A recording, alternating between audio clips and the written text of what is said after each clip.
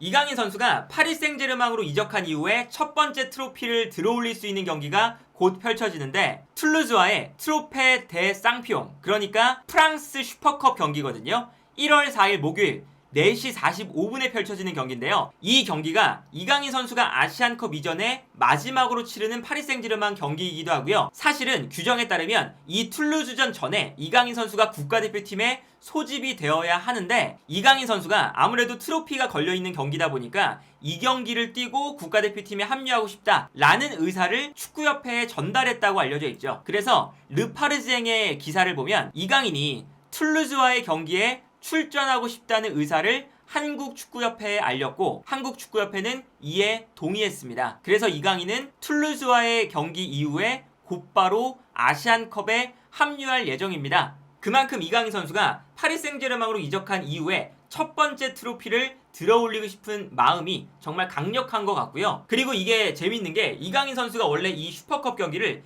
뛰지 못하는 경기였어요. 보통 슈퍼컵 같은 경우에는 시즌이 시작하기 전에 경기가 펼쳐질 때가 많잖아요. 그래서 이 프랑스 슈퍼컵 같은 경우에도 8월 초에 시즌이 시작하기 전에 경기가 펼쳐질 예정이었습니다. 그리고 그 당시에는 이강인 선수가 햄스트링 부상 중이었기 때문에 경기를 뛸 수가 없었죠. 그리고 원래는 이 경기가 태국 팬들을 위해서 태국에서 펼쳐질 예정이었거든요. 그런데 태국에서 현지 사정으로 인해서 경기가 취소가 됐습니다. 그래서 슈퍼컵이 1월 4일로 밀린 거고요. 그때 만약에 경기가 그대로 진행됐으면 이강인 선수가 나올 수가 없었겠죠. 그리고 그 슈퍼컵 경기가 취소되면서 새로 잡혔던 경기가 바로 파리 생제르맹과 전북 간의 친선 경기였어요. 그리고 이강인 선수가 부상에서 회복하는 단계에 있을 때 이제 팬 서비스 차원으로 경기에 잠깐 나오기도 했었잖아요. 전북전에. 이런 스토리를 생각을 해보면 뭔가 이 프랑스 슈퍼컵이 이강인 선수가 나올 수밖에 없는 운명이 정해진 것처럼 뭔가 상황이 흘러가고 있고요.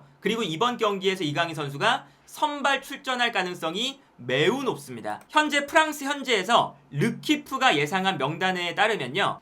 예상 명단이 돈나룸마, 그리고 오른쪽에 하키미, 중앙에 마르키뇨스와 슈크리냐르, 왼쪽에 리카 에르난데스, 그리고 중원에 에메리, 우가르테, 비티냐. 그리고 여기서 재밌는 게 이강인을 오른쪽에 놨어요. 오른쪽에 이강인, 중앙에 음바페, 왼쪽에 덴벨레를 기용하는 전형을 예상 명단으로 내놨습니다. 이건 어떤 이야기냐면 파리 생제르맹 입장에서도 이 슈퍼컵 경기가 트로피가 걸려있긴 하지만 일단 리그왕이 지지난주에 겨울 휴식기에 들어갔죠. 그리고 다음 주에 다시 재개를 하는데 다음 주에 다시 시작되는 경기들에 대비해서 파리 생제르맹이 이 슈퍼컵 무대를 전술적인 실험을 하는 경기로 사용할 수도 있는 거죠. 그리고 그 실험 중에 하나가 덴벨레를 왼쪽에 두는 실험을 이번에 해볼 수도 있다 라는 예상 명단으로 보이거든요. 어떤 점에서 파리 생제르맹이 전술 실험을 하고 있냐면 이번 시즌 초반부터 음바페가 왼쪽에 나오면서부터 약간 파리 생제르맹의 밸런스가 좋지 않아졌죠. 음바페가 중앙 지역으로 들어가면서 사실상 투톱처럼 플레이를 하기 때문에 왼쪽 라인에 올라와주는 선수가 있어야 되는데 뒤에는 수비적인 풀백인 리카란데스가 있기 때문에 리카란데스가 올라오지 않으면서 왼쪽 공간이 활용되지 않기 시작했어요. 그러다 보니까 이강인을 비롯한 왼쪽 중앙 미드필더로 뛰는 선수가 왼쪽으로 뛰어나가면서 이 공간을 채워줘야 됐죠. 그런데 이 공간을 중앙 미드필더가 채워주다 보니까 중앙 미드필더 라인에 선수가 부족해지는 현상이 발생을 했었고요. 그리고 심지어는 오른쪽에 있는 하키미는 왼쪽에 있는 리카란데스와 달리 공격적으로 올라가기 때문에 자연스럽게 3백이 만들어지면서 오른쪽 라인에는 공격할 수 있는 선수가 많이 모여 있는데 왼쪽 라인에는 선수가 거의 없어서 왼쪽에 이강인이 나오든 아니면 비티냐가 나오든 어떤 선수가 나오든 왼쪽 라인에서는 고립이 되는 상황이 많이 발생을 했었어요. 그러다 보니까 중원 라인에서의 수비적인 문제점, 그리고 왼쪽 라인의 공격이 이루어지지 않는다는 문제점, 여러 가지 문제가 발생을 했었죠. 그러다 보니까 파리 생제르맹이 최근 들어서는 음바페를 아예 원톱으로 올리고 특히나 덴벨레가 나오지 못하는 기간 동안 음바페가 없는 이 왼쪽 라인에 바르콜라를 투입해서 바르콜라가 왼쪽 라인의 공격을 주도했었습니다. 그리고 심지어 무아니가 있을 때도 오른쪽 측면이나 왼쪽 측면에 배치가 될 때가 많았었거든요. 그래서 음바페를 측면에 두지 않고 최전방에 배치시키는 것이 파리 생제르맹의 밸런스 유지에 더 좋다는 것이 증명이 되고 있었어요. 그러다 보니까 이 엔리케 감독도 음바페를 중앙에 두는 전략을 계속 고민을 하고 있는 것 같고요. 그래서 덴벨레가 돌아온 이후에도 바르콜라 대신에 덴벨레가 들어가는 거잖아요. 덴벨레가 들어갔을 때 오른쪽이 아니라 왼쪽에 배치되면서 이건 이제 아까 말씀드렸던 것처럼 리카르안데스가 올라오지 않기 때문에 이 왼쪽 측면 공격수는 직선적인 선수여야 이 측면 공격이 유지가 될 수가 있거든요. 만약에 음바페가 중앙으로 들어간다고 해서 이 왼쪽 측면에 이강인 선수가 배치가 된다거나 아니면 무안이가 배치가 된다거나 이렇게 약간 직선적인 플레이어가 아니라 중앙 지역으로 들어가는 혹은 이강인처럼 약간 플레이메이커의 성향의 선수가 왼쪽에 배치되면 풀백이 공격적으로 올라오지 않으니까 또다시 왼쪽 공격이 음바페가 중앙으로 갔음에도 불구하고 죽어버리는 장면이 나오잖아요. 그러다 보니까 이번 경기에서는 덴벨레를 왼쪽에 기용을 해보면서 바르콜라가 했었던 역할, 이 왼쪽 측면을 주도하는 역할을 맡기고 이강인 선수를 아까 예상 명단에서 봤었지만 오른쪽에 배치를 시키면서 하키미가 어차피 올라오면서 하키미, 에메리, 이강인 오른쪽에서는 요 세 명의 선수가 공격을 주도하고 자연스럽게 3백이 만들어질 때 왼쪽에서는 덴벨레가 충분히 이 공간을 혼자서도 무너뜨릴 수 있을 만한 드리블 능력을 갖고 있다 보니까 왼쪽에서 덴벨레를 기용해 볼 수도 있지 않겠느냐, 이런 예상 라인업을 프랑스 현지에서도 이야기를 하고 있는 거고요. 사실 이렇게 되면 이강인 선수한테도 좋고 그리고 덴벨레한테도 좋은 점이 있거든요. 그리고 당연히 덴벨레와 이강인한테 좋으면 파리 생제르맹한테도 좋겠죠. 덴벨레가 오른쪽에 있을 때의 문제는 덴벨레는 드리블러기 때문에 기본적으로 드리블할 수 있는 공간이 형성이 돼야 돼요. 하키미가 올라오면서 덴벨레와 가까운 위치에 있고요. 에메리도 공격적으로 올라가다 보니까 하키미, 덴벨레, 에메리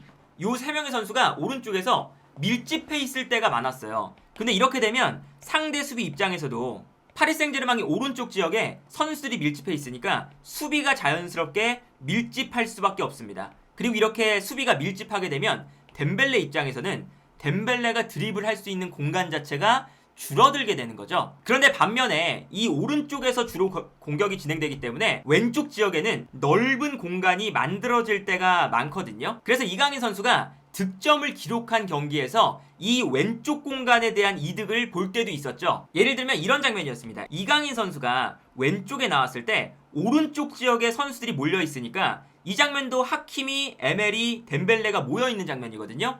왼쪽 지역에 완전히 고립되는 장면들이 많았어요. 그런데 이렇게 고립된다는 뜻은 오른쪽에서 공격이 전개될 때는 반대로 왼쪽에 넓은 공간이 생긴다는 뜻이잖아요. 만약에 여기서 이강인 선수가 아니라 덴벨레였다면 덴벨레가 드리블할 수 있는 최고의 공간이 만들어지는 거죠. 이강인 선수가 이 경기에서 득점을 했는데 어떻게 득점을 했냐면 파리 생제르맹이 오른쪽 지역에서 공격을 시작해요. 그리고 이 공간으로 상대 선수들도 자연스럽게 쏠리게 되죠.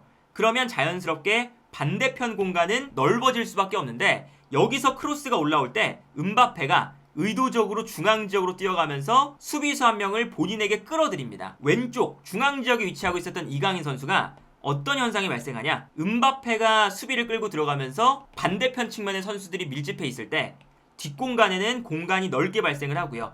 이 공간으로 패스가 흘러 들어오는 순간 이강인 선수가 왼쪽 공간에서 넓은 공간을 확보할 수가 있고 여기서 편안하게 득점을 기록할 수 있는 여유가 생겼던 거거든요. 그래서 이런 장면들을 보면 파리 생제르맹이 기본적으로 오른쪽에서 공격이 많이 진행되니까 왼쪽에 공간이 많이 나요. 그래서 덴벨레와 이강인의 자리를 바꾸기만 한다면 이강인 선수 같은 경우에는 하키미와 에메리가 가까운 위치에 있는 게 더 좋거든요. 왜냐하면 이강인 선수는 패스를 뿌려주는 선수이기 때문에, 특히나 전방으로 찔러주는 패스가 이강인 선수의 장점이잖아요. 그래서 주변에 연계 플레이를 해줄 수 있는 선수, 그리고 열심히 뛰어들어가면서 이강인의 패스를 받기 위해서 좋은 공간으로 움직여주는 선수, 이런 선수가 있으면 이강인의 패스가 더 살아나게 되죠. 그리고 심지어 이 에메리와 하키미가 오프 더블 플레이가 좋아서 이강인 선수와의 호흡이 매우 좋은 편입니다. 그래서 확실히 이강인 선수가 오른쪽에 있을 때 본인의 패스 플레이가 빛이 나기 시작해요. 이강인이 오른쪽에서 볼을 받았을 때 한쪽 지역에 선수들이 몰려있다 보니까 이강인 선수가 넓은 공간을 바라보면서 파리 생제르맹의 모든 선수들을 시야에 담고 있습니다. 그러니까 이 전방으로 뛰어들어가는 선수들이 공간으로 뛰어들어갈 때 이강인 선수가 패스를 보내줄 수 있을 만한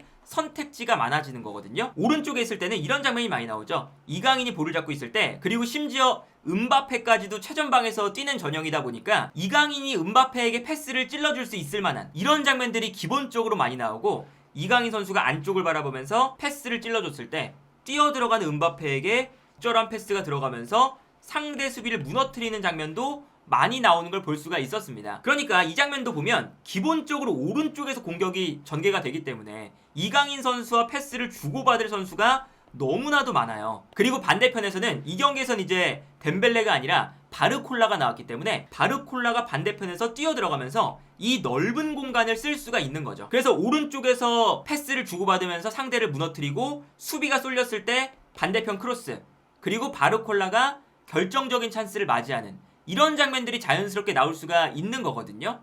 이런 측면을 생각하면 음바페, 하키미, 에메리가 몰려있는 이 오른쪽 라인에서 이강인 선수가 뛴다는 게 이강인 선수의 연계 플레이를 살릴 수 있는 방법이기도 하고요. 그리고 파리 생제르맹 입장에서는 반대편에 덴벨레를 두는 것이, 그리고 덴벨레가 파리 생제르맹 내에서 드리블 파괴력이 가장 위협적인 선수이기 때문에 이 넓은 공간에 덴벨레를 배치시킨 이후에 이강인 선수 혹은 이강인이 아니라 다른 선수들이 반대편으로 방향 전환만 해줄 수 있다면 덴벨레가 이 넓은 공간에서 상대 선수와 1대1 드리블 돌파를 시도할 수 있는 찬스가 나오는 거죠.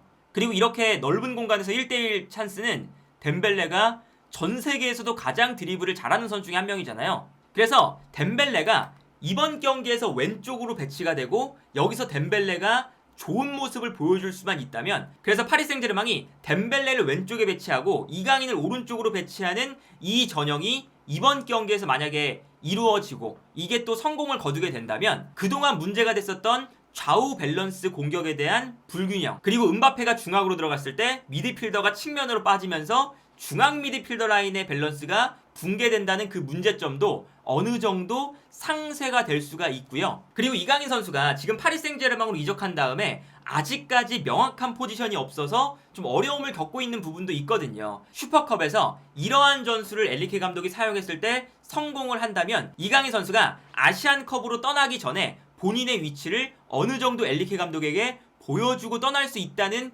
이점도 존재하지 않을까 싶어요. 물론 이제 여기서 하키미가 경기에 나오지 못한다는 이야기도 있습니다. 하키미도 네이션스컵에 차출이 되기 때문에 모로코 국가대표팀과 협의가 진행 중이라는 이야기가 있어요. 만약에 하키미가 못 나온다면 이 자리에 솔레르가 나오면서 솔레르가 오른쪽 풀백을 볼 수도 있고요. 그리고 상황에 따라서는 바르콜라를 투입하면서 에메리가 내려가고 이강인이 중앙 미드필더로 기용이 되는 약간 3백과 같은 전형도 사용될 가능성이 있습니다. 이러한 전형을 하키미가 안 나올 때 최근에 많이 썼거든요. 수비 라인 앞에 우가르테와 에메리, 공격형 미드필더 자리에 비티냐와 이강인, 그리고 좌우 측면에 직선적으로 올라갈 수 있는 선수 2명, 이렇게 배치하는 경우도 있었어요. 그러다 보니까 하키미가 나오지 않았을 때는 이러한 전형도 충분히 가능한 상태고요. 일단 파리 생제르맹이 어떤 전형으로 슈퍼컵을 나올지는 모르겠으나 이강인 선수가 선발 출장할 가능성은 매우 높은 상황이고, 그리고 이강인 선수가 당연히 이 툴루즈와의 경기에서는 툴루즈도